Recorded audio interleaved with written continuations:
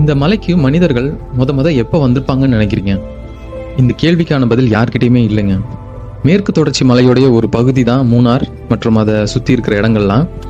இங்கே 2 விதமான பழங்குடியின மக்கள் வாழ்கிறாங்க, முதுவன் மற்றும் மலையராயன்.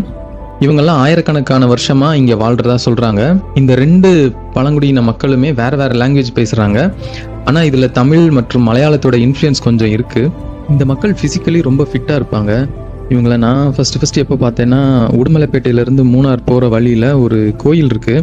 அது வந்து ரோட்லேருந்து நம்ம கொஞ்சம் மலையில் ஏறி தான் போகணும். அந்த கோயிலுக்கு போகும்போது அவங்கள பார்த்துருக்கேன். அவங்க கீழேருந்து மேலே வேகமாக ஓடி ஏறுவாங்க. நம்மலாம் மெதுவாக நடந்து மலையில் ஏறுவோம். அவங்க கீழேருந்து மேலேயும் மேலேருந்து கீழேயும் மின்னல் மாதிரி சரட்டு சரட்டுன்னு ஏறி இறங்குவாங்க. இந்த மாதிரி வெளியில் அவங்க வரும்போது அவங்கள பார்த்தா தான் உண்டு. அவங்க வாழ்கிற இடத்துல போய் நம்ம அவங்கள பார்க்க முடியாது. அப்படி நம்ம பார்க்கணுன்னா அதுக்கு நம்ம ஸ்டேட் கவர்மெண்ட் கிட்டேருந்து பெர்மிஷன் வாங்கணும்.